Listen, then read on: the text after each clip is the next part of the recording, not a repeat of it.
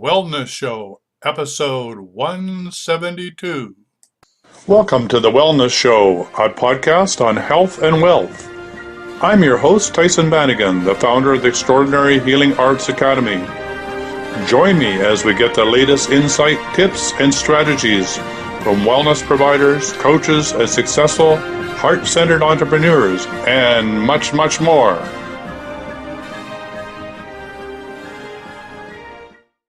Okay. Welcome to the Wellness Show, and we're now live with Amy Joe Ellis. And so welcome back to the show. That was really quite tricky getting you on board, but here you are. Welcome back to the show. We have some unusual pattern around the show today. I'm not quite sure why, but that makes it look really nice. And we got skies, and what else we got there? Anyway. Welcome to the show. Okay. Well, thanks. I'm happy to be here. Yeah, so it certainly caused a lot of buzz, what you've been doing. So that's really quite exciting. We've never had quite as much interest in one show as we have this time around. So I'm glad that we're following up on this. And so since we last talked, you've been very busy. Yes, very busy. It's been really fun. A lot of people have been calling in and getting having me sit down with them and give them the little one-on-one sessions, and everybody's wanting to go for like a full hour. Most of them go for 90 minutes, so I end up going like all day in a chair. So exercise is going to be my next thing to throw into a Court of Atonement, that's for sure. And how have you been doing? Well, I've been coming to resolution with taking Microsoft to the Court of Atonement to resolve any emotional issues I have between Microsoft and my computer. And you know, guess what? It's actually working. I had to go buy a camera to get this last stage happening so that I could have this interview. So thank you for those hints that you have. And maybe you could talk about what you suggested that I do. Oh, I think I suggested that you almost like go back in time to where you were enjoying and in appreciating your computer back when it was young and new. Is that what I did? But yeah, that's what you recommended. And did you do it? Yeah, I did, but I realized that really it was not my computer that I was having a problem with. I was really angry at Microsoft for designing such really crazy software that never really works and has all these bugs in it. And so I really had to come to terms with that. No matter that was really what was in the way. If I'm angry at Microsoft and I'm using their technology, then it's a conflicting energy I'm sending my computer. So I took Microsoft and myself to the Court of Atonement and had a little session there.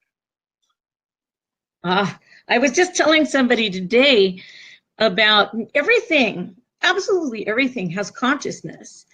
And the intelligence lies within the atom. They can't tell a difference between an atom of gold and an atom of silver or an atom of wood. The scientists can't see a difference. They look exactly the same. What lies within the atom is the intelligence of what it knows itself to be. So there's this level of consciousness that is held within every atom, within every cell. So when I began recognizing that I could actually just pretty much I would say like I align my vibrational frequency to the level of this inanimate object. I started out with trees and rocks. I was taught by a shaman to do a oneness meditation where you say one, the rock and I are one. One, the rock and I are one. And I remember laying on a big boulder and thinking,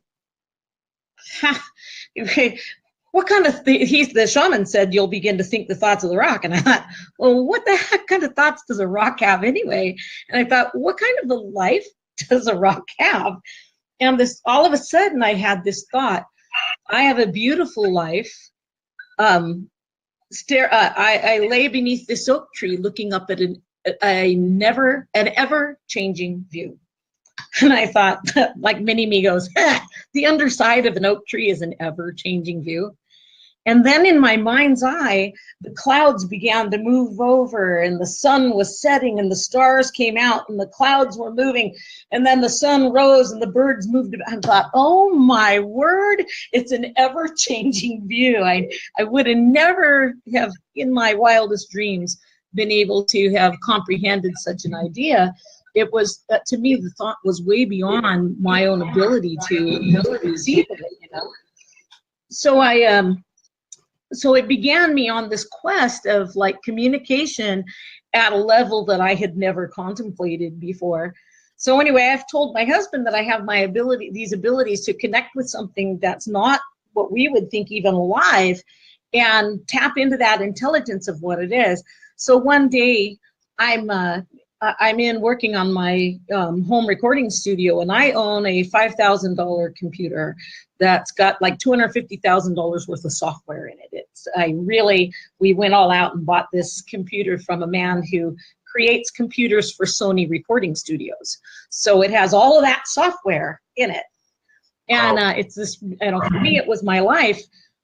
All of a sudden it would turn off after about 5 minutes. It would just keep turning off and giving me this blue screen error of death thing, you know. I called my husband, oh no, honey, oh no, come in and see if you can help me fix this thing. And he says, really? He says, honey, why don't you just talk to it and see what it has to say? And he was being tongue-in-cheek because he did not believe me. And I said, oh my gosh, what a great idea. I think I will. So I'm like, okay, I asked to speak to the soul of I asked to talk to the consciousness of my computer. I asked to talk to my consciousness of my computer. And I say it 3 times to make the connection. And then I usually sit really quiet and wait. But in this particular instance, I went, I can't breathe. And I thought, who can't breathe? Your computer, I can't breathe. And I had gotten a beautiful black velvet tablecloth and put it over this desk, and the computer is a rack mount, and it's mounted under the desk. I said, honey, help me. It says it can't breathe. And we lifted up that dresser and moved it forward. And sure enough, that black velvet tablecloth had sucked up into the fan intake of the computer, and the computer was overheating immediately and shutting off. So I said, help me. And we grabbed a pair of scissors and cut that tablecloth in half so it couldn't reach the floor anymore. And my husband is standing there shaking his head. He's like, man, if I did not see that myself, I would never believe it. And that computer ran perfectly from then on. So these are the kinds of things that I really... Oh yeah, I am full of them. It's very an interesting life being me, I'll tell you. But these are the kind of stories that people need to really understand. I'm not special here. I've just chosen to try. That's the whole thing. Chosen to try. And so I wanted to kind of segue into, a lot of people are having trouble on my site with clearing their name and aligning with their name. And I think a lot of that is key. I think that knowing who we are connects us to a lot of that divine resources. Does that make sense to you? Oh, absolutely. In fact, I was sitting in my chair just before the show, going through and checking my name because, coming out of the, out of the 60s, I changed my name. So I really understand that, I was angry at my parents and my lineage and blah, blah, blah. So I changed my name. So now I've got 2 frequencies running side by side. So what you said made perfect sense. So I went back and sat in the chair with my pendulum and checked all the different types of my name and aligned them all together using words that you were suggesting to make sure that there was an alignment. And I'm pleased to say there's 100% alignment. Now I don't have to go back and change my name again because that would be a real bother. But yeah, I can see how there could be really a conflict. I was named one way when I was born. I get angry and I changed my name. And now what? I got 2 things that are in conflict every time somebody says my name. And if I take that into my life, I've got chaos. Absolutely. You've got it. The way that I came to really, I found the value of the name, as we talked in the last time that we spoke. One thing that I noticed, and it set it home, was I was studying the Lord's Prayer. And it says, you know, our Father who art in heaven. And they said in that moment, I'll recap a tiny bit, but Abraham, my guide, says, what does that mean? Our Father, what does our Father mean? And it means the provider, the nurturer, the support, the giver of life, Father. And I said, hallowed be thy name. And they said, what does hallowed mean? And I went, I honestly don't know. And I had to sit with it, and they said, what could it mean? They don't give me the answers. They make me look within, which is what my job is with the people that I work with, is to help them look within themselves. So he's like, what do you think hallowed could mean? And I went, well, it's like sacred or holy. And he said, yes, absolutely. Sacred is thy name. Whose name? He asked me. And I said, thy name, God's name. And he said, look again. When you say to thine own self be true, are you saying to God's own self be true? And I'm like, well, no, that means to mine own self be true. And he said, right, exactly, mine own self be true. And that thy and thine and thee are all the same as my and mine and me. And that when you need to start looking at the Lord's Prayer, as you're saying it as to, you're talking about yourself in many, many of those passages. And we've kind of had a misconception of what was going on, because we were trying to create God as though he was bigger than ourselves. But when God, he says, where is heaven? And I said, you know, hallowed be thy name, thy kingdom come, thy will be done on earth as it is in heaven. He's like, where's heaven? And I went, well, it's all around us from what I perceive of, you know, I can speak to spirits, I can speak to, it's all around us, it isn't anywhere else. And he said, if God is omnipresent, it means that God is in everything, not just a little bit of things, it means in everything. God is in the sin, God is in the sinner, God is in, and that one was shown to me very vividly when I heard, I have deer in my yard, and I had just fed the deer, and about 20 minutes later I heard a gunshot. And I went, oh no. And Abraham said, oh no, what? And I said, well, I hope that wasn't one of my deer. And immediately I became the view of the hunter with his son, and the son just made his first kill, and the father is going, we're gonna eat for a month on this. And he's so excited, the boy is excited, and it's all about food, and it's all about this bounty that they've just received. And suddenly I could see that God was in that, you know, it was like, okay, wait, God's in the deer, God's in the hunter, and God is in me who's fearful of all of that. And so I was like, oh, okay, I kind of understand what's happening there. So I was going to say, so that was one little particle lesson for me, that God's in not just the things we like and the things we love, God's also in the murderer. God's also in the crime. And God is in the dark entities of which we are so afraid of. And God's just, you know, if he's omnipresent, he's in everything. And so if heaven is where God is, where's heaven? Everywhere and within ourselves. And so when we come to the tabernacle, talking about, right? And even in the rock. And even in the rock I was talking about, exactly. He's in everything. That's where that intelligence lies. So I'm trying to think, we ended up segued off of somewhere I was going into something completely entirely different. But you know, it's all good. It's all God, right? Yeah. Well, we were talking about the power of the name and why it's important to have your name really clear before you go to the Court of Atonement, to make sure that all the aspects of who you be are actually present in the court to be dealt with whenever you have an issue.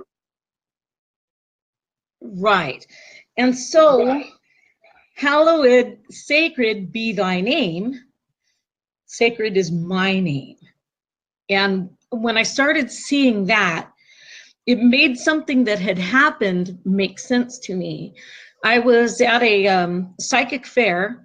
I had flown in the night before from California up to Washington. So I was, you know how you get after you've flown, I'd gotten in, got my booth set up, and was sitting there just getting ready, and the first woman walks up of the day. Now I'm doing 10-minute readings for people all day long. And I get there, and this woman steps up, and I said, you know, is there something particular you wish to look at? And she said, yes, my daughter died yesterday. Can you reach her? And I said, you know, just like shocked. I'm like, oh my gosh, I'm so sorry. And I thought, can I reach her? And I'm remembering people, you know, like, you know, big name psychic mediums who are saying, hey, I don't get to put a, you know, I don't get to put a name on who comes through. You might come here for someone else, and somebody entirely different will show up for you.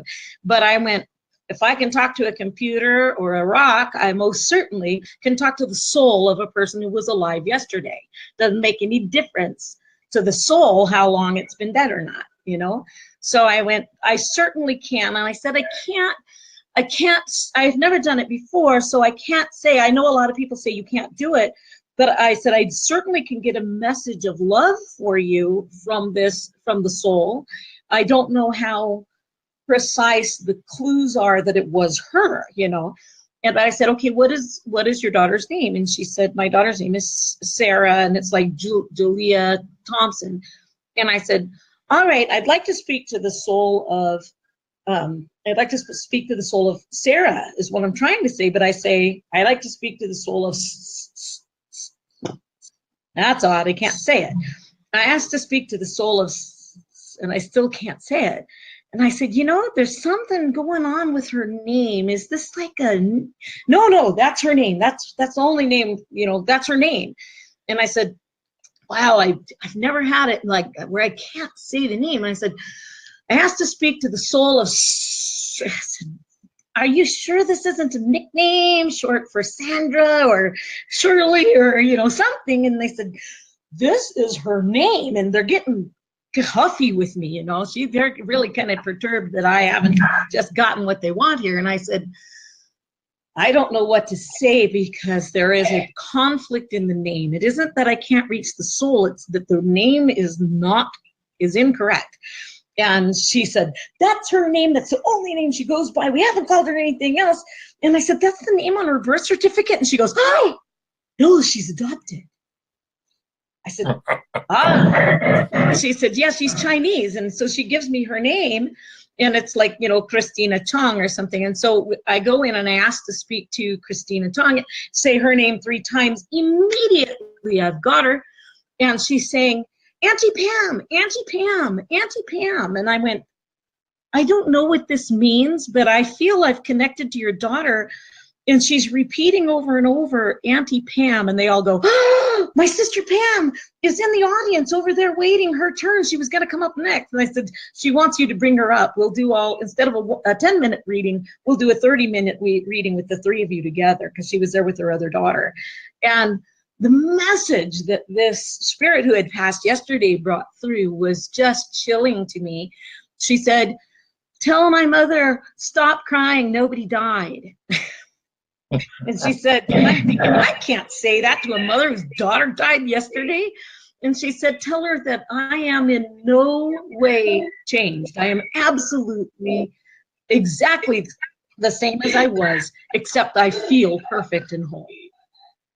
And then she said, I wish I knew how important love was, because there isn't anything else that life is about but love. That's all it's about.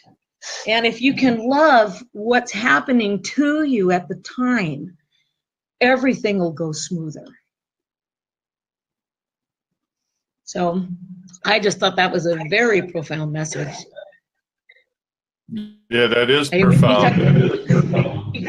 Yeah, everything, even the breaking computer. You know, if you can find love about that situation, it's gonna dissolve and go better.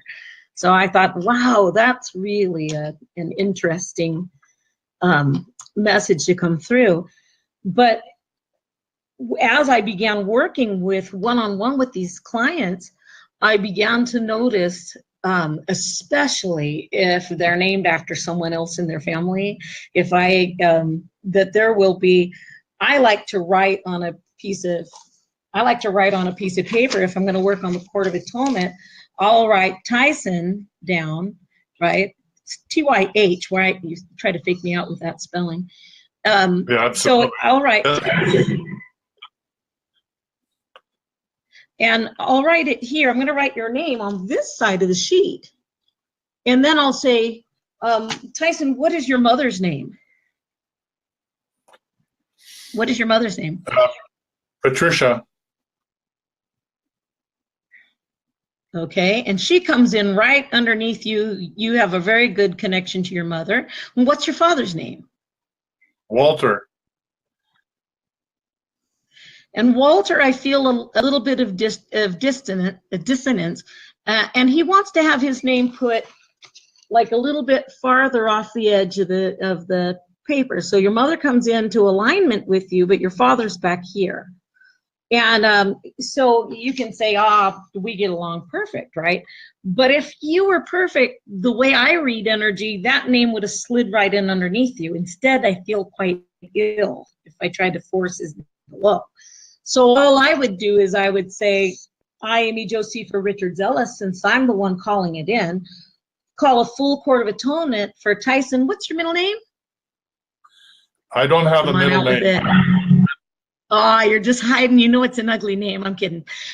So No, Tyhson Banighen. My birth name, I have a middle name. Aha. And is it Walter Banighen? No, my birth name is Jeffrey. Name. Yeah, my whole name. Okay. You want to give it to us, or do you want Jeffrey secrets? No, it's fine. It's Jeffrey Hugh Banighen. Okay. And it's Jefffery, Hugh Hugh, and then Banighen is Banigan. And then now I'm Tyhson, Tyhson, last name Banighen, Banighen. So I have two H antennas, one in the front in the Tyhson and one in the Banighen. Okay. Spell the second spelling of Banighen for me. I'm a mess. Okay. Banighen. Okay. And so then, what I would do for you, I'm just using you as an example. I tried to call a couple of people to see if they would come in and do this, but nobody was around. So I'll just say, I call a full Court of Atonement between Jeffrey Hugh Banighen and Walter Banighen. And I call in, okay, Walter Banighen's on his own for a minute, but you can just immediately say, I call in also Patricia Banighen. And you would call in any brothers and sisters, and we'll say around, and I asked to have our timeline evaluated by our guides and clear up any conflicts that lay between myself and my father. And then myself and my mother when you bring her in. And then you can bring in, like I said, brothers and sisters. And I kind of imagine that I'm seeing a room full of people that are coming in. And I'm going to say I call a full Court of Atonement for Jeffrey Hugh Banighen. And hang on, let me see what they're saying here. You do not have a need for the term soul recognition. You know who you are in a very powerful way, so they stopped me. They wouldn't let me say it, whereas usually I would tell people I asked for soul recognition. But because you've already done this work to some degree, you're already pretty strong. I would bring in, however, Walter Banighen for a connection for soul recognition of who he is and how he's connected to you into a full Court of Atonement. Then once so if you're trying to balance your name, all you have to do is kind of say, okay, now I'm going to call in my brother so-and-so, and you say his name. And for me, I'll do it this way. I, Amy Joe Ellis, will call in my brother. I'll name his name. I call in my mother, Amy Richards. She won't mind that I said that.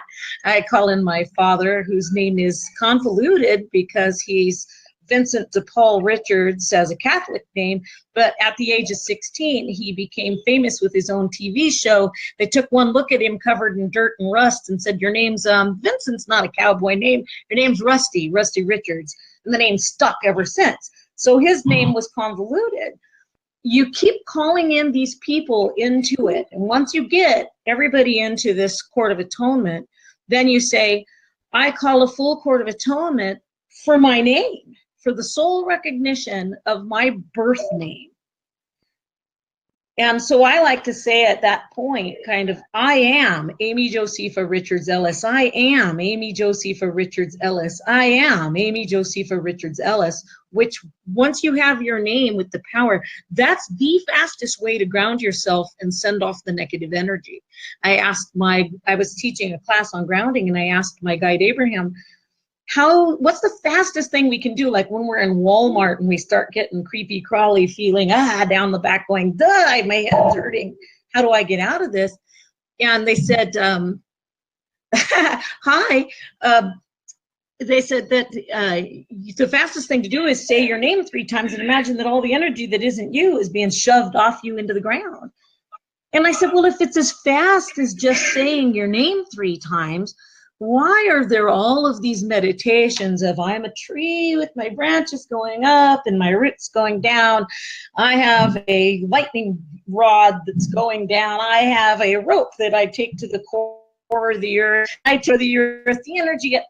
There's so many ways. I'm like, how come if it's as fast as saying your name 3 times, why so many things? And he said, because most people do not identify with their name. Wow. So I was shocked. So, well, how do we get back to our name then? And he said, I think of it now after that Sarah, the problem with reaching Sarah is our name is like going to the hospital and they say, have you ever been here before? You check into the doctor's office, they say, have you ever been here before? You say, yes, my name is Amy Joe Ellis. And they say, well, we don't have an Amy Joe Ellis in our files. And I'm like, oh, that's right. I'm in Puerto Rico. They made me take my maiden name. So you're going to have to look me up under Amy Joe Richards. And they go, there you are. We found you. And Abraham said, it's kind of like if you call AT&T and you say, hi, I'm having problems with my phone. My phone is doing this and my phone is doing that. And they say, okay, what is your you give us your number. You give them the number. They say, what's your access code? Gosh, you don't know my access code. And they're like, well, without your access code, we can't really tell you what's going on. But I'll tell you what, most people, when they have this problem, they can do this, they can do that, they can reset the phone. It's all very sterile, impersonal information that they give you. But if you say, yes, my access code is this, they go, aha, what's going on with your phone is this. Turn it off, push this button, push this button. All of a sudden, it becomes very personal information to exactly what's going on with you. So if you're spending time praying and asking for a certain thing to go on, or calling courts of atonement with names that don't link somebody, then you're getting generic responses from it. The getting grounded and centered in your name is just as is one of the most vital things I think we can do for ourselves. And I've only really started seeing it in the last 2 to 3 months. So I have a question. Sure. Boy, it sounds terrible connection, but anyway, with my particular name, then once I've done the alignment between Jeffrey Hugh Banighen and Tyhson Banighen, which I think I've done, I checked it's 100%, but maybe you could check that for me. Then I just, when I do a Court of Atonement, I can just use Tyhson Banighen, or do I go back and use my original birth name? Well, what I do is I say, I ask to place so I would say, I, Amy Josepha Richards Ellis, call a full Court of Atonement for Tyhson Banighen, Walter Banighen, Patricia Banighen. I ask that all conflicts between you be healed at the soul level, because that's the reason that you changed your name in the first place. So if you go back and you try to align with a name that you're mad at, good luck with that. Right. So now we go in and we start to heal, and I'll take, people do muscle testing. There's all kinds of muscle testing techniques you can do. Am I in alignment with my name? For me, yes, it will pull apart. If I, am I put in alignment with my name, Amy Josepha Richards Ellis? Yes. Am I in my name in alignment with my name, Amy Josepha? Yeah, I am. I can't find one that I'm not aligned with. But when you know that you're not, you say, okay, well, why am I in this? And so a lot of people are unhappy with the name because they're mad at their father. Or one woman I was working with, her middle name was Elizabeth. She lives in England, and she was kind of unhappy that her middle name was Elizabeth because they named her after the Queen of England. Yeah, she was like, that's just stupid, they should have named me after my grandma or whatever, she wasn't thrilled with that idea. So there's many reasons why we want, if we can just go in and all we have to do is ask ourselves, why don't I like the name? I'm afraid the door might open here in a second. Somebody's coming in. Why am I not, hi Tim, I'm on live. Okay. I'm at my daughter and son-in-law's house, and we kind of fit this in. So anyway, what we're doing is we're looking at the name, and if we're not aligned because we think we don't like the person we were named after, it causes a huge wave of negative energy that runs through us every time we hear the name. And so to try to make peace with the reasons that we don't like the name is where the Court of Atonement comes in handy. You can just say, I ask for the full Court of Atonement to be applied to the name Tyhson Banighen. And I asked for a Court of Atonement to be called for Jeffrey Hugh Banighen. Hugh gives me a kind of an upset stomach. What was going on with Hugh that you were not real fond with the name Hugh? Or you don't have an attachment to it? Because probably my nickname was huge. Oh, that's terrible. So you were probably very tall, correct? Yes. You look like a tall man. Yes. Yeah, I was 6'4", so I was Jeffrey Huge. Oh, so yeah, we call a full Court of Atonement between Jeffrey and the name Huge, the nickname Huge, and the association of that to the birth name. Yeah, see, that was huge for you. I don't know if you know that. Now it's actually bigger than larger than life. You just kind of picked it up to where, what if you took the word huge to mean very broad-minded? Can you get happier with that name at that point? Oh yeah, I could just call myself Big T and get over it. Aha, perfect. So so now we're going to say, I call a full Court of Atonement between Jeffrey Huge and Hugh Banighen. And I ask that all that negative energy be pulled off. And like I said, you can use a pendulum while you're doing it and just say, I ask to disconnect the word huge to Hugh. I didn't even see huge until you said it, and then I accidentally said it. So that's, less than a Freudian slip. Mm. And so that you can watch the pendulum pull that energy off, and then you can say, I ask for Jeffrey, all of the energy that should be connected to the name Jeffrey Hugh Banighen, be reconnected to it in a positive way. And it's kind of running a little out of balance. And then I ask to align the name to any chosen name he chooses. So even if you changed again, or like for women, if they get married, or whatever, any chosen name, we ask for it to align again. And then once it's done, it starts coming in. All right, somebody's asking something, but I can't quite read it. I looked. Oh, we got lots of comments coming in. But I decided that we wouldn't deal with them right now because you're in the flow. So. Right, they come up and they flash in front of me. Let's see when. So now, with people, I like them to muscle test for their names as well. But I can feel now that you have a lot more energy to your name. than even you did when you aligned. You aligned 100% to the name.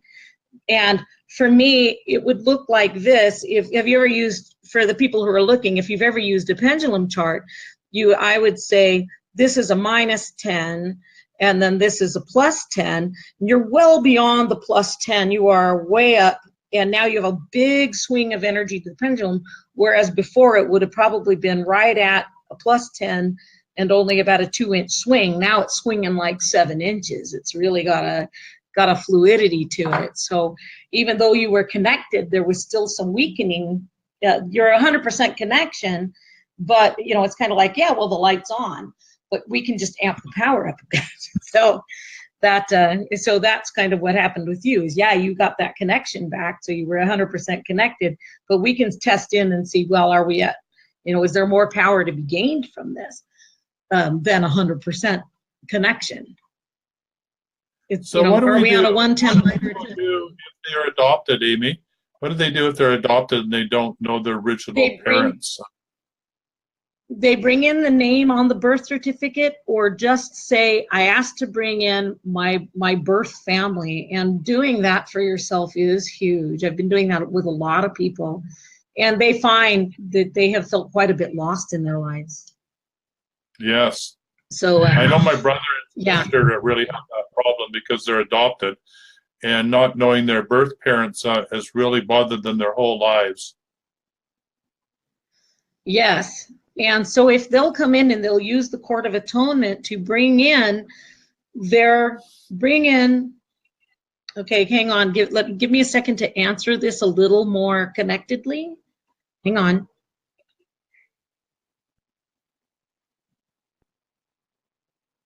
Okay, they're saying it's important for you to know that you were never disconnected.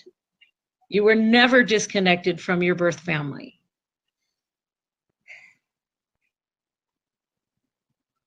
And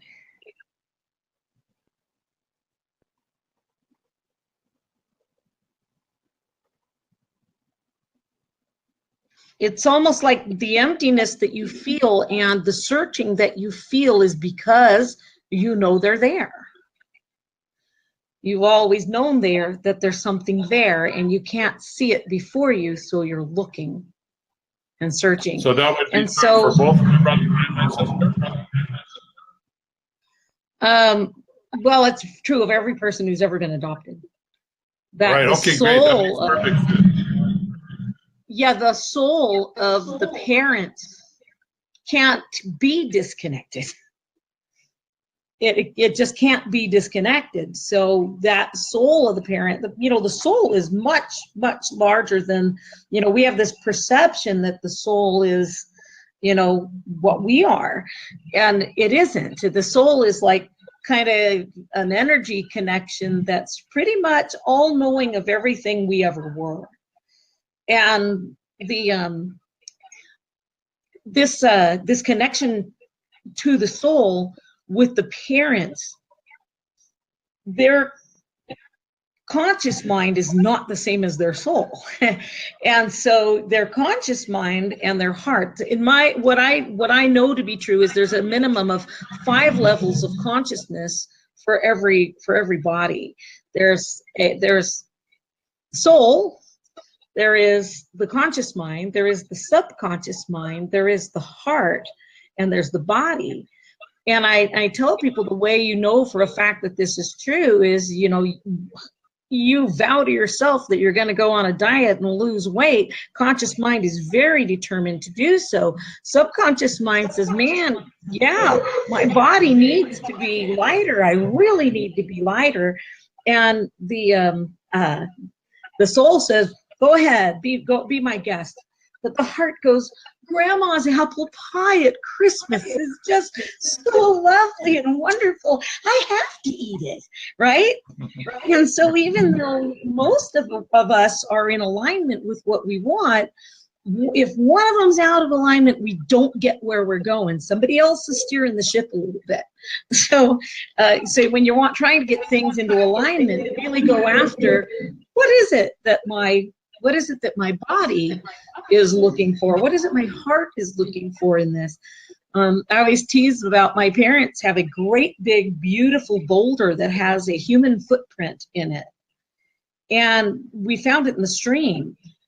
So they had taken a tractor and put it down the hill right in front of their jacuzzi, and they would walk down the steps, and it was the last step you put your foot in that footprint right as you got in the jacuzzi. But one day that jacuzzi, you know, gave up the ghost, so to speak, and they had to buy a new one. And they thought, boy, wouldn't it be nice that instead of having to walk out of the house and down all the way down the hill, jacuzzi right behind the back door. And so now that rock is the bottom step to nowhere. Yeah, well, it's the bottom step to my mom's chicken pen. She sees it every day now. But so for a long time, they really wanted that beautiful boulder moved. And their conscious mind said, oh my gosh, I want that beautiful boulder in the backyard. Subconscious mind said, oh, it would be beautiful there. I keep seeing it. That's great. Do it. The heart says, I love that boulder. I want it in the backyard.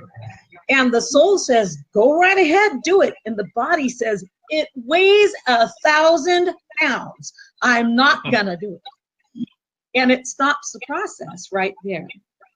So anyway, those 5 levels of consciousness are also something that you can look at if you're feeling really stuck. I'm trying to think if there's something else. So can you take those 5 levels of consciousness into the Court of Atonement and bring them all into alignment? Yes, I released a upgrade to the booklet yesterday that explains I've done exactly that in the full Court of Atonement. When you say the word full, it makes a command. You talk about making speed dials. It makes a speed dial to bring in all levels of consciousness. It asks to bring in as many members of the family that are entangled in the energy. But it's still important to say the name, because if I just use that command, which is really good because for people who aren't or trying to do it on the fly, but it's kind of the difference between it being suggested that you go to court and receiving a subpoena to go to court. So the name hooks that energy in and draws them right in. It's more mandatory. So like I said, the full Court of Atonement tries its best to pull that energy in, but if you've got the names, still do so. Still use the names, as many names as you can get. That's still important, because without that name, we don't even know who's listening. You know what I mean? There's free will all around us. And so another thing that came up about the Court of Atonement, it comes up all the time, are people are afraid that it's stepping on free will. And they're saying if you've placed them in a Court of Atonement, well, then you've absolutely stepped on their free will. And no, you haven't. Because nobody went over, grabbed that person by the shoulders and shoved them through a door. That's stepping on free will. Free will is really getting in their face. What we've done is asked beyond the consciousness, beyond the subconsciousness, beyond the physical form. We've just asked the soul, which is pretty much in contact with everything at once, if it will take a look at this and see where the conflicts lie and decide what's in the highest and best for this person's growth at this point, whether they're willing to accept it or they're not. And so the living people always have free will to clear up the matter. They always have free will to keep the problems or keep the addictions or keep. But if they're done with it, if their soul's already learned, then the soul just disengages it. And things like alcoholism, drug addiction, gambling, we just see it dissolve and no longer be an issue. And I have one particular family that we're just not getting what we're looking for, and it'll write for a while and then it comes back. And I went in and asked and said, Abraham, why is this not clearing? Why are we still dealing with this? And he said, it's coming from inside the family unit itself. There's things in this family that haven't been addressed, and this particular addiction is putting their own denied aspects of themselves, the things they won't choose to look at. It's putting it right in front of their face, so they have to see it. And there's so many blessings coming from it. If you just knew how many blessings this bad behavior is delivering to you, you would embrace it and stop running from it and go, wow, let me go inside myself. So when I out of a few hundred book sales, I've received maybe less than 2% for sure, have actually seen where things appeared to get worse. And I said, I don't want to be responsible for people having problems here. I'm retracting this. And Abraham's going, whenever they have this problem, whenever it's not clearing, the problem is not on the outside, it's on the inside. It's being projected from you onto them to explode in front of you so that you can say, where have I been the same? So if you end up in an argument that leaves you feeling hurt, angry, bitter, enraged, you say, I put myself in a full court of atonement for every time that I ever made someone feel hurt, bitter, angry, and enraged. And all of a sudden, pop, pop, pop, pop, pop, pop, pop in your mind, oh, I remember doing exactly that. So-and-so and so-and-so and so-and-so. And I felt very righteous, self-righteous about that argument, So it's really important that the biggest blessings really are coming when people aren't enjoying what they received.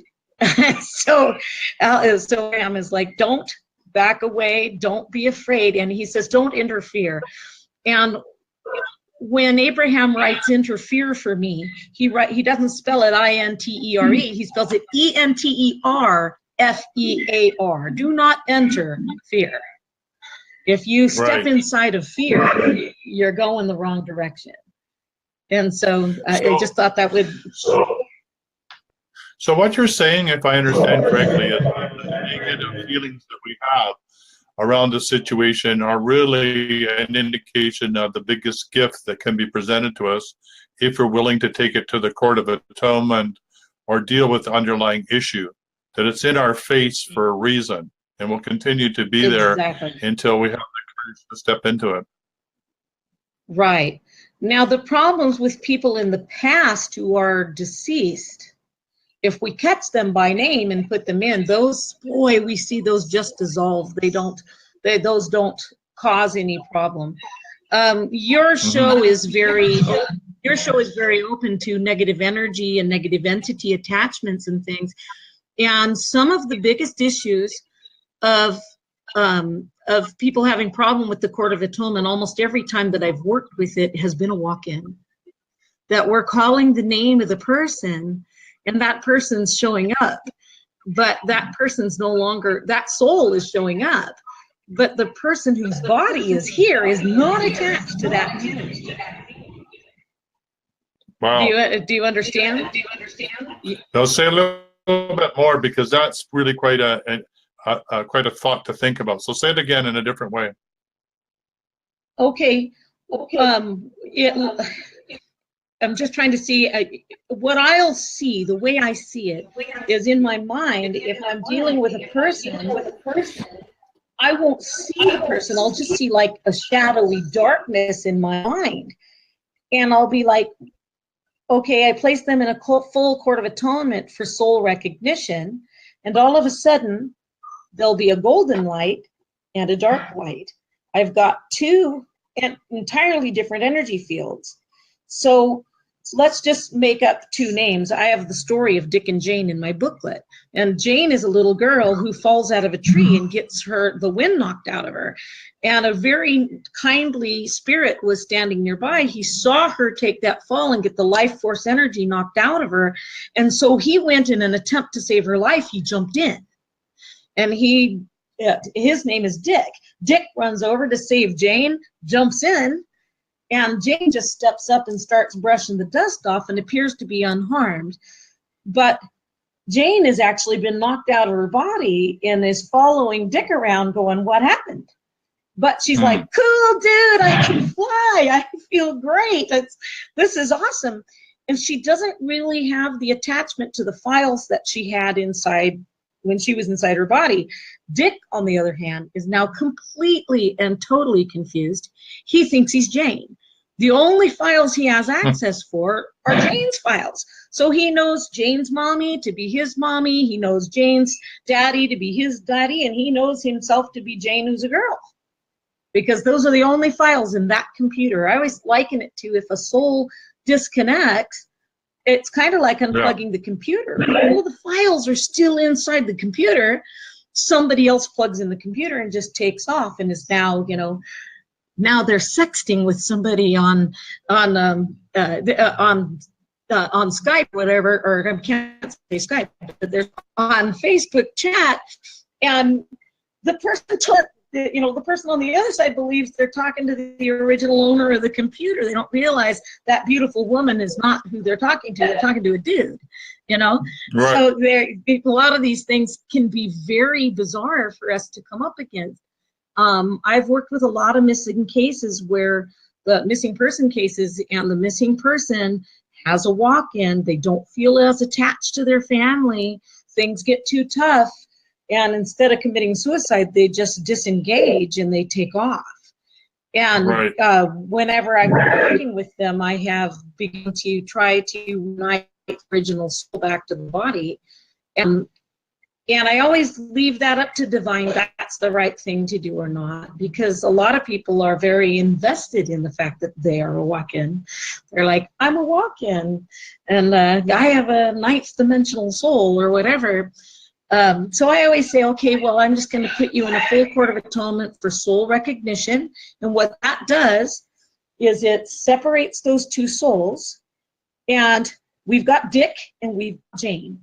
And when we say, I want a full soul recognition, Jane's whole family is brought in, and they see that Dick was the one who threw the big, huge fit in the restaurant and wouldn't eat the hamburger.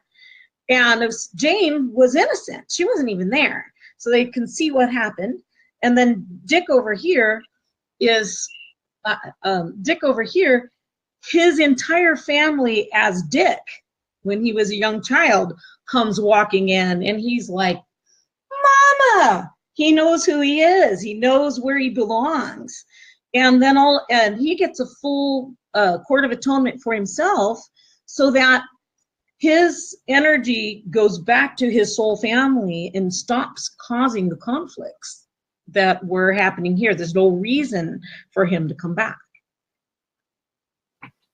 Can you follow that at all? So do you think that with walk-ins, that when they think that they're walking in and somebody else is leaving, that may not necessarily be the case at all? They may become embodied and the other being becomes disembodied and really hasn't died. Right, exactly. And wow. But an opportunity. So if you're going to look at like the horribleness of negative entity vocabulary or vernacular, if Dick is inside of Jane and to go with the angels basically and die, she takes off. That's a walk-in.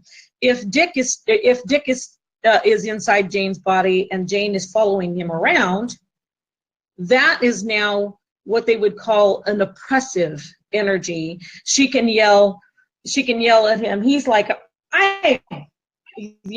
but he's still kind of himself, and he's like, I don't like hamburgers. I never liked hamburgers. I'm not going to eat it.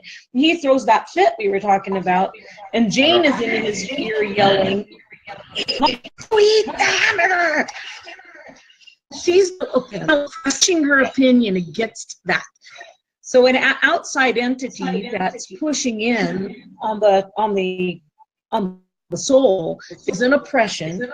And Dick is stepped in a very good way, mind you. He didn't do it to be mean. He stepped in. That's what we would call a possession. But that's the vernacular. There's nothing Hollywood about it. It's every day. This is not something to be scared of. This isn't something to be afraid of. And when we talk about dark energies and dark guides, what we need to keep in mind is that we asked for those assistants usually. That because we have this divine guidance always at the ready, but things will happen. I had one woman who, she had a very dark guide, and I said, you have a really dark guide, and I said, you saw something that you wanted to get even for, and in that moment of rage of what you saw or experienced, you asked for assistance, and the divine angels and guides all said, hey, I can't do that for you, but you know, over here, free will. And so we bring them in and we ask for the assistance of these darker entities. So then with that same woman, I told her, I said, what I see in my mind is that I see Keanu Reeves chained in a cave, so to speak, and he's mad at you. So he's sending people to, and I said, it's kind of a dark guide, but you've got him pushed away. She goes, oh my gosh, I went and saw a white witch was the word she used. And we called in Archangel Michael, and we chained him and we bound him and we took that dark guide off. And I said, well, that's a heck of a way to treat a friend, isn't it? Right. And she went, what? And I said, this guide came to you. I know, I'll hurry up. This guide came to you because you asked for assistance. Lived in a apartment, and the woman above her was murdered. And she got to live through hearing the murder from the room below. And when they pulled that man out of there, when the police brought him by, she took one look at him and said, prison is the safest place for you right now. If you ever get out, I'm going to hunt you down. And that brought the dark guide in. So it was a reason of her own doing that the dark guide said, okay, I'll do with that. We can make him pretty miserable if you want. So we need to just stop being afraid, you know, and start embracing that this whole world is set up to work for us. It really is. We are so tangled into dark, I can't do this, it's not working out, I'm blocked. We just devastate ourselves with our words. We need to stop, yell, stop. That's what I don't want. Let me look at what I do and go there with your thoughts. So I know we have to go, but I just wanted to wrap up on an empowering note and make you that we're really blessed here, people. We're really, really blessed. And we have so much power that is given to us. Listen to your words. Feel the feel. Figure out what you're saying to yourself about things that are causing these hardships. Over and out. Amy, it's always a pleasure. It's always a lesson in learning. Thank you for showing up on the program again, and I'm sure we'll have you back. I know there's going to be lots of questions. There was a lot of comments we didn't deal with. You can maybe come over and look at the comments later and answer them personally. I'll do the best that I can as well. So it's not that we're ignoring all the questions. It's just that we had so much to get through in this interview, so many ideas to get out for you to think about so that you can do the best that you can when you do your Court of Atonement to make this a better life for you to live in, and of course, a more healthy, wealthy, and happy planet for all of us. So thank you, Amy. And until next You're time, welcome. be healthy, wealthy, and wise. I Bye will. for And now. let's say that they, okay, bye-bye. Let's say what? Oh, I just was going to say, if they want the Court of Atonement booklet, they can find it at www.amyjoesings.com. So Yeah, we'll have I it in just the figured show they notes might want to as find well. it. Right. Yeah, we'll put it in the show Okay, notes as well. thank you so much, Tyhson. I love your webpage. Go in and people, that's really great. All right, thanks, Okay. and bye for now. Okay. Bye. Bye-bye, Norm. Bye-bye. For quality online wellness products, courses, and services, visit our sponsors, thewellnessstore.ca and the Extraordinary Healing Arts Academy located at thewellnessacademy.ca. To stay in touch, visit us at thewellnessshow.ca. And until next time, be healthy, wealthy, and wise.